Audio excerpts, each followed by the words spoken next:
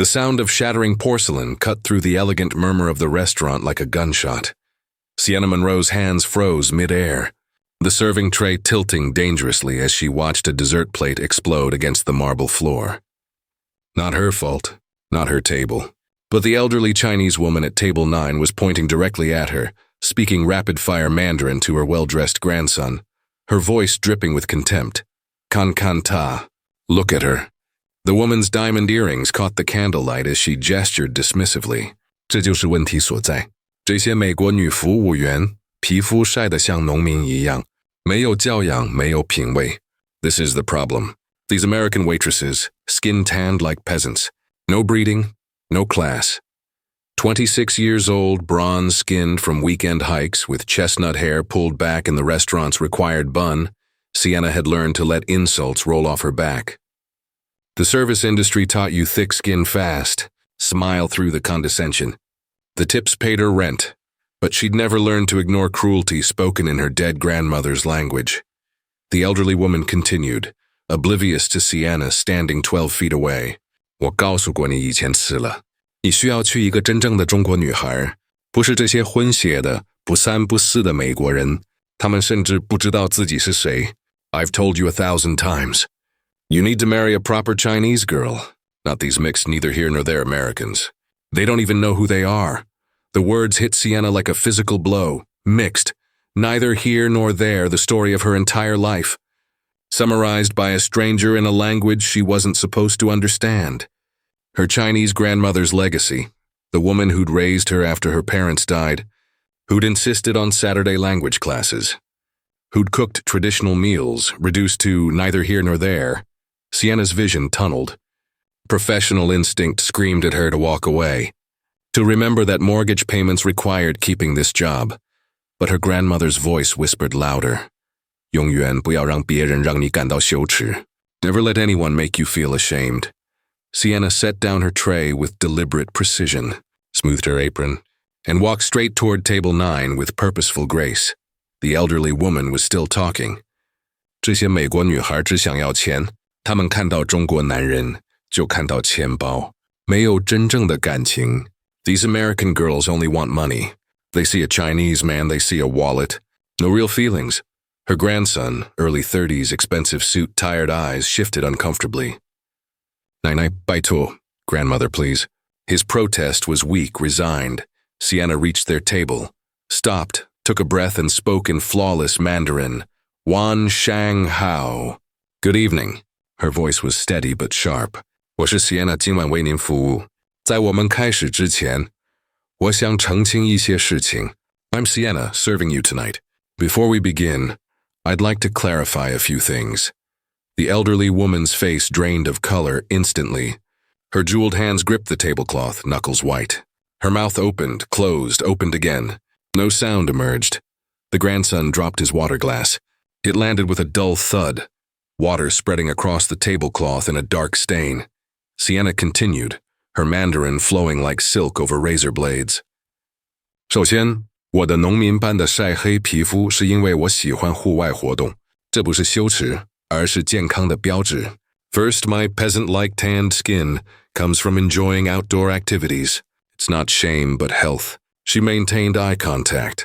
其次，关于我不三不四的身份，我的祖母来自岩洞，她在我6岁时收养了我，她教我说普通话和粤语，她教我书法，她教我尊重和传统的意义. Second, regarding my neither here nor there identity, my grandmother was from Guangdong. She raised me from age 6. She taught me Mandarin and Cantonese.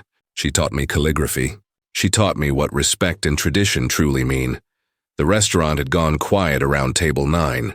Sienna's voice softened but didn't lose its steel.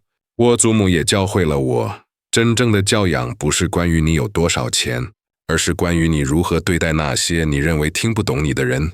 My grandmother also taught me that true breeding isn't about how much money you have. It's about how you treat people you think can't understand you. The elderly woman finally found her voice. 你会说中文？有。You speak Chinese? 是的。流利地。Yes, fluently. Sienna's professional mask remained perfect. 我听到了您说的每一个字. I heard every word you said. She paused, letting that settle. 我在这里工作是因为我的祖母去年去世了，留下了医疗债务。我白天在非营利组织工作，帮助中国移民，但薪水不够。I work here because my grandmother died last year and left medical debts. During the day, I work at a non-profit helping Chinese immigrants, but the pay isn't enough. Her voice remained steady but emotional. 我在这里工作是为了尊严，不是为了钱。I work here for dignity, not money. The grandson found his voice. I am so incredibly sorry. My grandmother didn't mean... 您的祖母说的正是她的意思。Your grandmother meant exactly what she said. Sienna cut him off, still in Mandarin. 问题不在于她说了什么，问题在于她以为可以不受后果地说出来。The issue isn't what she said. The issue is that she thought she could say it without consequences. The elderly woman's eyes glistened. When she spoke, her voice was small and broken. 我很抱歉. I'm sorry. The words seemed to pain her. 我不知道。我不应该。I didn't know. I shouldn't have. 您不知道我会听得懂。You didn't know I would understand. Sienna's voice gentled. 这才是真正需要道歉的地方，不是因为我碰巧听得懂，而是因为您首先就说了那些话。That's what really requires an apology. Not that I happen to understand, but that you said those things in the first place. Silence stretched between them. The elderly woman's hands trembled. The grandson looked stricken. And Sienna stood there, suddenly aware she'd potentially destroyed her career for her grandmother's honor. Then the elderly woman did something unexpected. She stood up. The movement was slow, careful but dignified. She stood to her full height and looked Sienna directly in the eye, and bowed. Not deep, but a clear, unmistakable gesture of respect. Qingyuan Liangwo. Please forgive me. Her voice was clear now. 您是对的，我让我的恐惧变成了偏见。You're right. I let my fears become prejudice. She straightened. 你祖母教得很好，她会为你感到骄傲。Your grandmother taught you well. She would be proud of you. Sienna felt something crack in her chest. She'd been prepared for anger, for being fired. Not for this, not for genuine acknowledgement. The grandson stood as well. Dark eyes that held intelligence and relief. A handsome but tired face. He extended his hand. I'm Marcus Zhang, he said in English. And I think I've been waiting my whole life to meet someone like you. Sienna's manager appeared at table 9, exactly 47 seconds after Marcus Zhang introduced himself.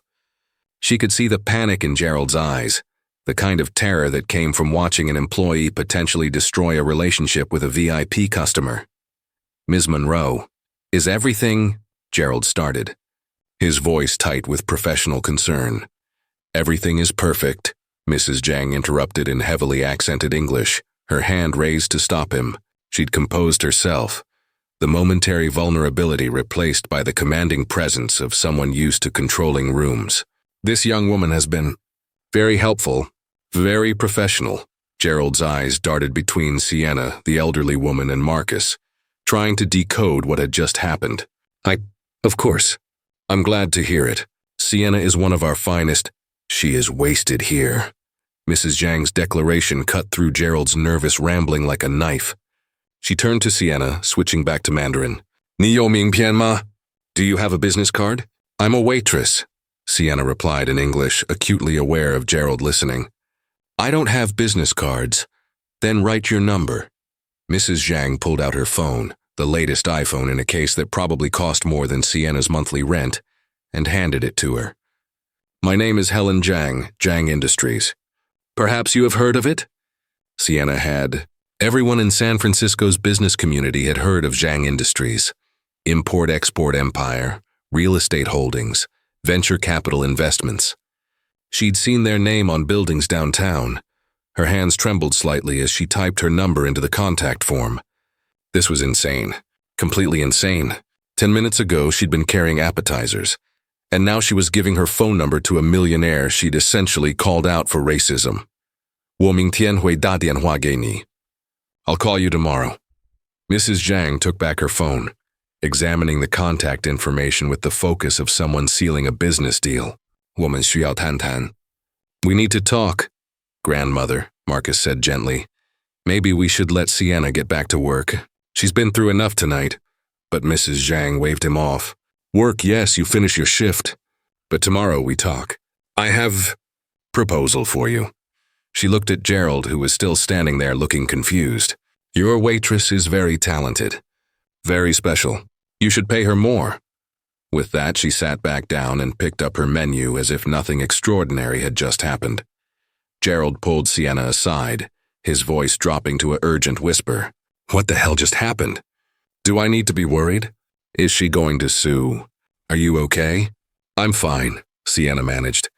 I think everything's fine. That's Helen Zhang. Do you know who that is? Her family probably owns half of Chinatown. Gerald. Sienna put a hand on his arm. It's handled. I promise. Can I finish my shift? He studied her face, clearly wanting to press for details, but finally nodded. Table 5 needs their entrees. And Sienna? Whatever you did, keep doing it. She just left a note that she wants you as her personal server whenever she comes in. As Gerald walked away, Sienna allowed herself one moment to just breathe. Her hands were shaking. Her heart was racing. And across the dining room, Marcus Zhang was watching her with an expression she couldn't quite read. The rest of Sienna's shift passed in a blur of mechanical motions. She served tables, smiled at customers, refilled water glasses, all while hyper-aware of Table 9 in her peripheral vision. Mrs. Zhang and Marcus had ordered the Peking duck, soup dumplings, several other dishes, and eaten mostly in silence, though she occasionally caught them speaking in low Mandarin. At 10:47 p.m., as Sienna was clearing a nearby table, Marcus appeared at her elbow. Can we talk? He asked quietly. Just for a minute. I know you're working, but… The patio, Sienna said, making a split-second decision. 2 minutes. The restaurant's back patio was technically for staff breaks, but it was empty at this hour. Sienna pushed through the door into the cool San Francisco night, Marcus following. The moment the door closed behind them, she turned to face him. Look, about your grandmother's offer, I'm sorry. Marcus cut her off. Not for the offer. For everything that led to it. For not speaking up sooner. For letting my grandmother say those things. He ran a hand through his hair, disheveling the perfect corporate styling. I've been letting her say those things for years. To other women, about other women. And I told myself it was respect. That she was from a different generation. That it wasn't my place to correct her. But… Sienna prompted. But then you happened. Marcus's smile was rueful. And in 60 seconds you did what I should have done years ago. You stood up. You spoke truth. You didn't let her hide behind language or status or age. Sienna leaned against the patio railing, the metal cool against her palms. Your grandmother bowed to me. Why? Because you reminded her of herself. Marcus moved closer, not invading her space but closing the distance. She came to America in the 80s with almost nothing. Built her business from a single shop, faced discrimination, racism, people who underestimated her because of her accent and her age and her gender, and she fought back, every single time. So what triggered some kind of respect through combat? Marcus laughed, the sound surprising and genuine. Something like that. My grandmother respects strength. Real strength, not the performance of it. And you… He met her eyes. You have it in spades. Sienna studied him in the dim patio light. Up close, she could see the fine lines around his eyes, the exhaustion that came from carrying expectations that weren't entirely your own. Why did you let her control your life? The question was blunt, maybe too blunt, but Marcus didn't flinch. Because after my mother died, my grandmother was all I had left. And she'd already lost so much, her husband, her daughter. Couldn't bear to disappoint her too. He paused. But I think I've been disappointing myself instead. Letting her push away anyone who didn't fit her perfect image. Going through the motions of dates with appropriate women who bored me to tears. And now? Now I meet someone who speaks 3 languages, has a degree in East Asian studies. Yes. I asked the hostess to look up your employment file. Slightly creepy, but I was desperate. Works 2 jobs to honor her grandmother's memory. And has enough spine to tell off a millionaire in her own language. Marcus's eyes were intent on hers. Now I'm thinking maybe I should stop living my grandmother's life and start living my own. Sienna's heart was doing complicated things in her chest. This is crazy. We just met, under possibly the worst circumstances imaginable. I know. Marcus didn't look away. "But my grandmother is going to call you tomorrow with a legitimate job offer. She needs someone to head cross-cultural relations for Zhang Industries, someone who understands both worlds, someone who can bridge the gap. And you think that's me? I think you're exactly what she's been looking for." "What we've been looking for," he hesitated. "And selfishly, I think you're exactly what I've been looking for too. Someone real, someone who challenges me, someone who sees past the suit and the last name." Sienna wanted to be skeptical, wanted to protect herself, but there was something in his voice, something genuine and raw that made her pause. "One coffee," she heard herself say, "after I talk to your grandmother. After I figure out if this job offer is real or just some elaborate apology. Then maybe we can have coffee." Marcus's smile transformed his entire face. "I'll take maybe. It's better than the no I probably deserve." The patio door opened. Gerald stuck his head out. "Sienna? Table 12 needs—" He saw Marcus and stopped. "Oh, sorry, am I interrupting?" "No," Sienna said, pushing off the railing. Mr. Zhang was just leaving. But as she walked past Marcus back into the restaurant, she felt his hand briefly touch hers. Just a brush of fingers there and gone, but it sent electricity up her arm. "Tomorrow," he said softly. "When my grandmother calls, say yes." And despite every logical thought in her head, despite every reason to be cautious, Sienna found herself thinking she just might. Helen Zhang called at exactly 9 a.m. Sienna had been awake since 6, unable to sleep, replaying the previous night in her mind like a fever dream. Had it really happened? Had she really confronted a millionaire in Mandarin? Had Marcus Zhang really looked at her like she was something precious? The phone rang and Sienna's heart jumped into her throat. "Hello? Sienna Monroe?" The voice was crisp, accented, unmistakably Mrs. Zhang. "This is Helen Zhang. We met last night. You remember, yes?" "Yes, Mrs. Zhang, I remember." "Good, you come to my office today." 2 o'clock. We discussed job opportunity. It wasn't a question. It was a command delivered with the certainty of someone used to being obeyed. "I send address to your phone." "You will come." Sienna looked around her tiny studio apartment. The second job she worked 3 days a week. The stack of medical bills on her desk. The photo of her grandmother that she kept by her bed. What did she have to lose? "I'll be there." "Good." There was a pause. "Sienna, what I said last night." "About American girls, about—" Mrs. Zhang's English faltered. She switched to Mandarin. 我说的那些话是错误的，不仅仅是因为你听得懂，而是因为它们本身就是错误的。我让我的恐惧变成了武器。我很抱歉。What I said was wrong. Not just because you understood, but because it was wrong. I let my fear become a weapon. I'm sorry." The apology was so unexpected, so genuine that Sienna felt tears prick her eyes. 谢谢您，张太太。这对我意义重大。Thank you, Mrs. Zhang. That means a lot to me. 2 o'clock. "Don't be late." The commanding tone returned. "And Sienna? Wear something professional." "This is business meeting." The line went dead.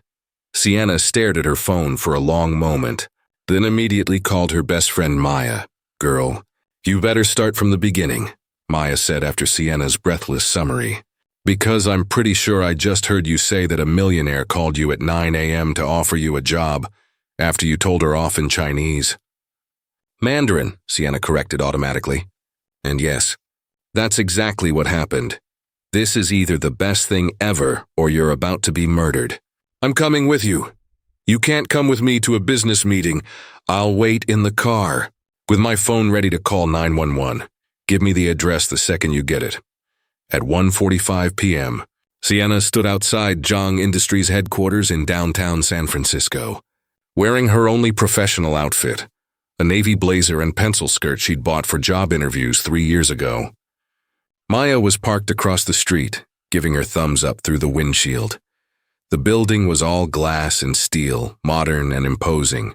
Sienna took a deep breath and walked inside. Mrs. Zhang's office was on the 20th floor, with floor-to-ceiling windows overlooking the bay. She stood when Sienna entered, gesturing to a seating area by the windows. "Sit. We talk properly." Sienna sat in a leather chair. Mrs. Zhang settled across from her. "You came," Mrs. Zhang said. "You called." A smile flickered across the elderly woman's face. 直截了当，我喜欢. Direct, I like that. She handed Sienna a folder. Head of Cross-Cultural Business Relations. Salary, benefits, everything is there. Sienna opened it. The salary was triple what she made at both jobs combined. Full health insurance. Tuition reimbursement. This is incredibly generous. Is fair market value for your skills. Mrs. Zhang leaned forward. I know what talent looks like. You have it. Is this because of last night? 'Cause you feel guilty? Guilt is part, Mrs. Zhang admitted. But not whole story.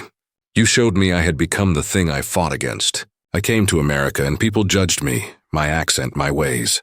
Made me feel small. Now I do same thing to others. This is shame. She stood walking to the window.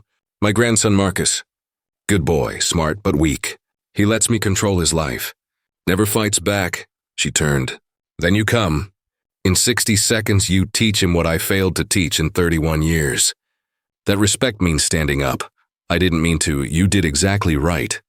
Mrs. Zhang sat back down. This job is real. Smart business. But I tell you truth. I hope you say yes for another reason too. Sienna waited.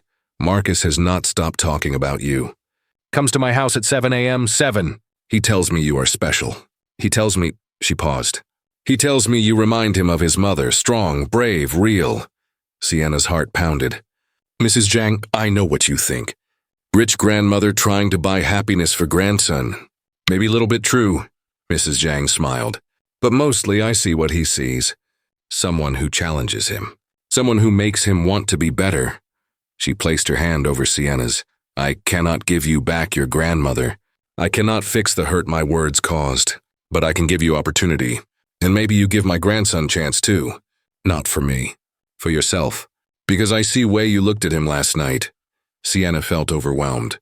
But looking at Mrs. Zhang's face, at the genuine regret, the hope, she saw someone who'd made mistakes but was trying to fix them. I need time to think, Sienna said quietly. Of course. Take weekend. But Sienna? Mrs. Zhang stood offering her hand. Whatever you decide, thank you. For reminding me who I used to be. Sienna shook her hand. Thank you for listening, Mrs. Zhang. As she rode the elevator down, her phone buzzed. A text from an unknown number. My grandmother said you needed time to think. I understand. But just so you know, I meant what I said. You're extraordinary. Whatever you decide, I hope I get the chance to know you better. Marcus. Sienna looked at the message for a long moment. Then she smiled and typed back, Coffee Sunday, 10 a.m. You pick the place. Sienna. Sunday morning arrived wrapped in San Francisco fog. Sienna changed outfits 3 times before settling on jeans, a cream sweater, and her grandmother's jade pendant, the one piece of jewelry she'd kept after selling everything else to pay medical bills. Marcus had chosen a small, dim-sum place in the Richmond district, family-owned and decidedly unfancy. Sienna spotted him through the window, already seated, wearing jeans and a simple black Henley that made him look younger, more approachable than the corporate air from Table 9. He stood when she entered, a smile transforming his face. You came. You doubted? A little. Marcus pulled out her chair. I thought maybe Friday night was some kind of fever dream. That I'd wake up and discover I imagined the whole thing. They ordered tea, har gao, siu mai, char siu bao. The rhythm of dim sum, the clatter of carts, the steam rising from bamboo baskets, the comfortable chaos, made conversation easier somehow. So, Sienna said, picking up her chopsticks, tell me something real. Not the corporate air version, the actual Marcus Zhang version. Marcus considered this, popping a dumpling in his mouth to buy time. I hate my job, he said finally. Not the company. Not what we do. But the role I'm in, I'm VP of Operations, which sounds impressive but mostly means I sit in meetings all day, approving things my grandmother already decided. I'm a very expensive rubber stamp. Why don't you quit? Because she built this empire from nothing. Because after my mom died, keeping the family business going felt like honoring her memory. Because, he paused, because it was easier to be what everyone expected than to figure out what I actually wanted. Sienna set down her chopsticks. And what do you actually want? Honestly, I don't know. I studied architecture in college, loved it. But grandmother needed me in the business, so architecture became a hobby. I design buildings on weekends that will never get built. He met her eyes. What about you? What does Sienna Monroe want? To not be trapped by circumstances. The words came out raw, honest. I loved my grandmother more than anything. Taking care of her, paying her bills, I'd do it again in a heartbeat. But now she's gone and I'm still stuck in survival mode. Working 2 jobs, counting pennies, putting my life on hold. Is that why you're considering my grandmother's offer? Part of it. The salary would change everything. I could actually save money, go back to school, build something of my own. Sienna hesitated. But I'd be lying if I said that was the only reason I'm here. Marcus's eyes darkened with something that made her pulse quicken. What's the other reason? You know the other reason. He reached across the table, his hand covering hers. Say it anyway. Sienna felt heat rise in her cheeks. Because Friday night, when you looked at me, I felt seen. Really seen, not as the help, not as the girl with the tragic backstory, but as me. Complicated, messy, in between me. In between is my favorite place. Marcus's thumb traced small circles on her hand. My whole life I've been too American for my grandmother's Chinese friends, and too Chinese for my American ones. Never quite fitting anywhere, until I met someone who lives in the same space. Someone who makes in between feel like home. They talked for 3 hours. The restaurant emptied and refilled around them. They ordered more tea, more dumplings, dessert they didn't eat because they were too busy talking. Sienna learned that Marcus volunteered teaching English to elderly Chinese immigrants every Tuesday. That he'd learned piano as a kid but quit because his grandmother called it impractical. That his favorite movie was In the Mood for Love, and he'd watched it 17 times. Marcus learned that Sienna spoke 4 languages, not 3. She'd taught herself Korean in college just because she could. That she'd wanted to be a diplomat before her grandmother got sick. That she stress-baked at 2 a.m. and her neighbors both loved and hated her for it. I should let you go, Marcus said finally, though he made no move to leave. You probably have things to do. I really don't. Sienna smiled.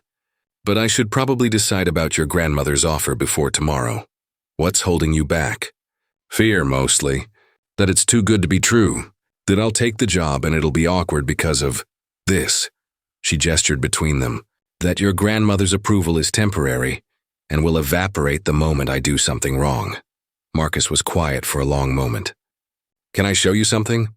20 minutes later, they stood in front of a building in Soma. It was old, industrial, probably slated for demolition. Marcus pulled out a key. This is one of my grandmother's properties. She's been sitting on it for years, can't decide what to do with it. He unlocked the door. But I have ideas. Inside was raw space, exposed brick, high ceilings, light pouring through industrial windows. And covering one wall was a massive architectural rendering, detailed and beautiful. Mixed-use development, Marcus explained, his whole energy changing as he talked about it. Ground floor retail and restaurants. Upper floors residential, with 20% affordable housing units. Rooftop garden. Community space. Architecture that honors the building's history while creating something new. Sienna stared at the rendering. This is incredible. Why isn't this being built? Because my grandmother doesn't see the vision. She wants luxury condos, maximum profit, and I haven't fought her on it because... He trailed off. Because fighting means risking disappointment. Risking failure. Risking showing her that maybe I'm not the grandson she needs me to be. Or, Sienna said softly, fighting means showing her who you actually are, and giving her the chance to love that person. Marcus turned to face her fully. Is that what you did? Friday night. I didn't have a choice. She insulted everything I am. I could either swallow it or stand up. Sienna moved closer to the rendering, but afterward, something unexpected happened. She saw me, and I think she'd been waiting for someone to stand up to her, to treat her like she was strong enough to be challenged. She called me Saturday morning, Marcus said. Before she called you, told me she'd been doing me a disservice, that she'd been so afraid of losing me that she'd been suffocating me instead. He laughed softly. Then she told me if I didn't pursue you properly, she'd disown me and leave everything to charity. Sienna's eyes widened. She said that? She did. And then she said something that surprised me more.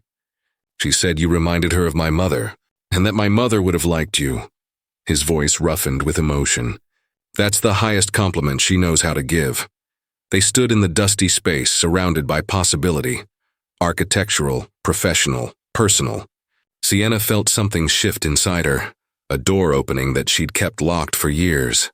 I'm going to take the job, she said. Not because of you. Not because I'm afraid, but because your grandmother is right. I have skills that could help people. Build bridges. And I'm tired of playing small. And us? Marcus asked quietly. Sienna turned to face him, closing the distance between them.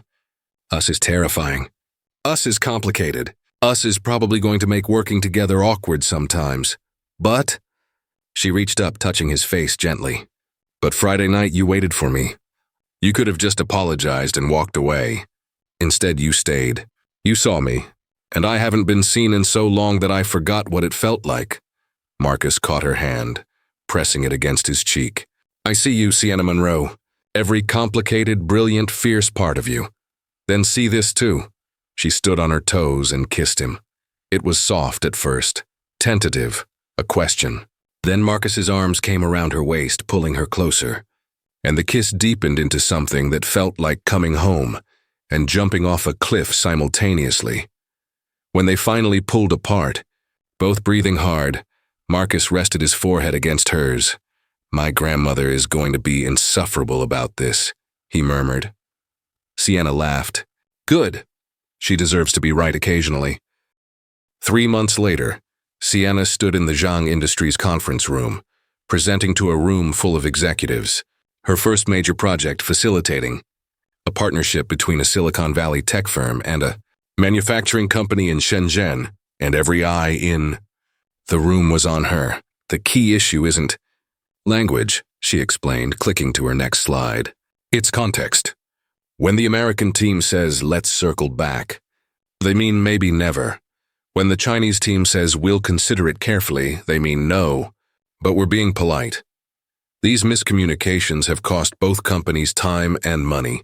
She outlined her solution, cultural liaison training, restructured communication protocols, relationship-building activities that honored both business cultures.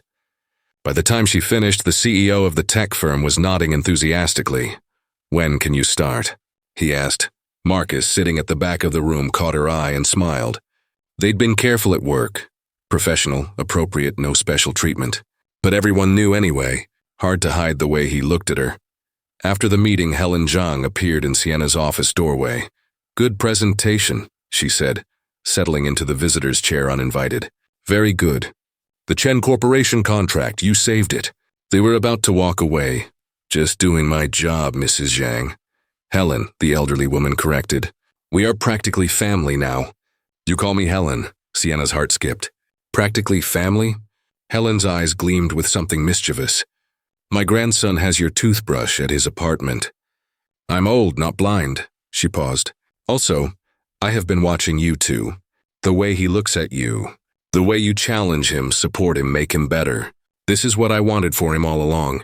I was just too stubborn to see it could come in different package. Helen, let me finish. Helen held up a hand. When you stood up to me that night, you did 2 things. First, you showed me my own prejudice. Ugly truth, but necessary. Second, you showed my grandson what courage looks like. Real courage, not just following rules. She pulled out a folder. Marcus came to me last week with proposal. His building project, the one in Soma. He wants to build it his way. Mixed use, affordable housing, community-focused. He fought for it.